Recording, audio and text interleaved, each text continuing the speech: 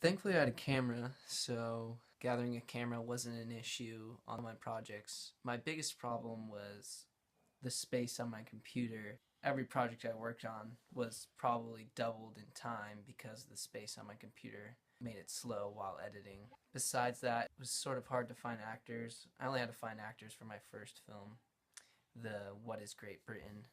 That wasn't too bad, but it could have been easier if I were back home in the US with friends. In the beginning, it was hard to navigate London. That kind of set a limit on what I filmed because I always had in the back of my mind that I need to get out there, and how am I going to do that? I don't know how to navigate my way home, and I didn't have cell phone service.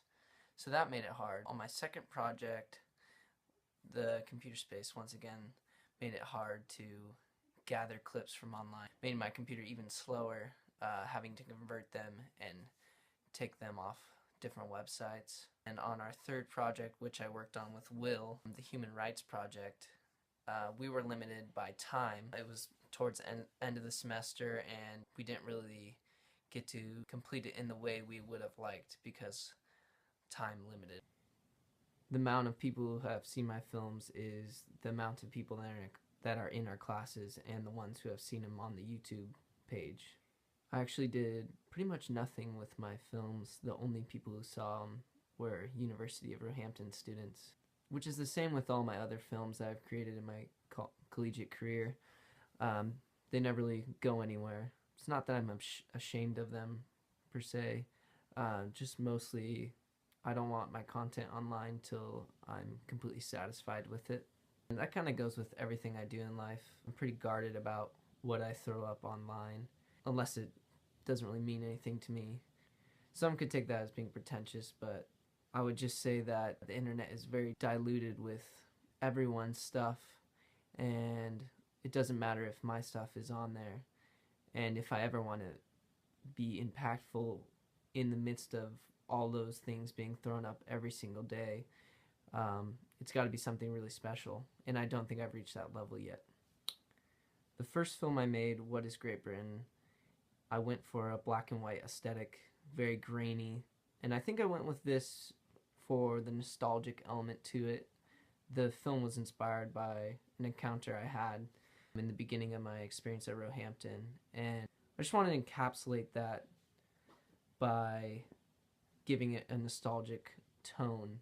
I also added sounds of London Underground, the Tube, and all those little sounds that are made in a journey along the Tube, because I think those will forever be in my mind along with this experience I had.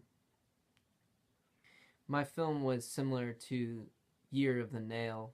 They are both black and white, look like they're shot on film. Mine wasn't actually shot on film, it was a digital camera, but edited to look like it was shot on film. And they both kind of have similar themes of romance and two lovers, and even unrequited love, or the timing didn't work out for in both films. My What is Great Britain film was an homage, impartial to the underdeveloped cinema of Latin America during the 1970s. It was very imperfect in some aspects, including the audio, which was heavily affected to sound like it was coming through a phone. The footage itself was color corrected in a way that looked like old black and white film, rather than being sharpened and saturated like an HD camcorder would look. I made my second film, the one about a personal issue. A lot of it was inspired by the isolationism of being in a different country compared to being used to being surrounded by friends at home.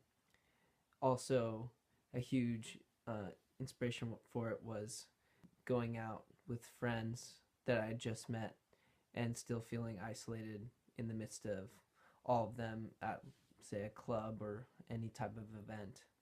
And then also seeing the trivial nature of being out. That in contrast with seeing amazing buildings or traveling the world, going to Greece and Italy, contrasting that with, say, a cheap night out. A huge inspiration for this was Trash Humpers in the way that a lot of things went unsaid.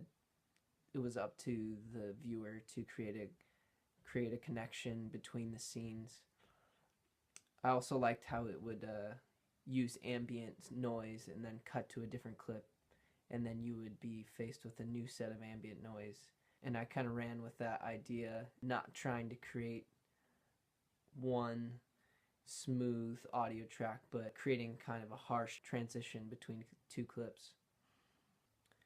The third film I did with Will was more so his inspiration. He took issue with privacy in the digital age. That's not something I was so concerned about. I can understand the concern, but for me, privacy is kind of a non-issue. For some reason, it doesn't really bug me if a company has my information, as long as it doesn't negatively affect me. That might sound naive, and maybe it is affecting me negatively, but at the moment, it doesn't really bother me. My first two films were inspired by deep emotional experiences. I would say that they mean a lot to me personally. They are themes that I would wish to expand on in the future. After reading a couple of manifestos at the beginning of the term, it kind of gave me a negative idea of guerrilla filmmaking. They just seemed like they were trying too hard to go against the system, when I think the Hollywood system is good in a lot of ways. But as we started watching more and more films that were made by guerrilla filmmakers, I grew fond of guerrilla filmmaking. My favorite films we watched in class were Kid Icarus, Trash Humpers, and Go Fish. Kid Icarus is an interesting movie because it's very accurate to what you see in Southern California filmmakers. There's an ego, there's expectations, and there's ignorance. I think what I learned most from this module was a mentality of filmmaking that I'm unaccustomed to, especially coming from Hollywood, where there is so much of a system, and also there's a standard to filmmaking which most films fall under, especially the ones that are made in California near Hollywood. And guerrilla filmmaking really challenged this idea of what a standard is. I saw films that made me uncomfortable, that I thought were not good at all. In the end, guerrilla filmmaking pushed me to consider what I thought was a good film. It challenged my idea of what good cinema was. And I think in that sense, it broadened my scope to what I think are good films now. I'm not so critical of things like cinematography or, perfect audio or perfect editing. What I witnessed in guerrilla filmmaking were some really beautiful stories told unprofessionally, but the amateur nature of them actually worked better than, say, if they were done by a professional. I was inspired by the guest speaker we had in the second to last week of school. It was cool to see someone who's passionate about film, even though they had no traction in the film festival part of film, but they were still motivated by a deep desire to make art. And I found his attitude pretty inspiring, and his films inspiring. I plan to shoot my senior thesis in a guerrilla film style, and I think this will be pretty influential among my peers because they are unaccustomed to seeing things like this. They're used to typical Hollywood style, a set where everyone has jobs and there's a crew of 30 working on a film. And I plan to do mine with as minimum amount of people as possible, just a camera and sound and me directing. Through guerrilla filmmaking, I learned how to say things that I thought weren't possible to say, at least with my ability in film. It taught me a new standard for filmmaking. It broadened my mind to other filmmakers around the world, like in the Philippines and Malaysia and Iran.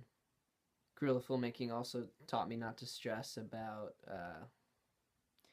all the details of filmmaking, like permits and film equipment, because I truly believe that a beautiful film can still be made on an iPhone. And that's not a belief I really held before I took this class.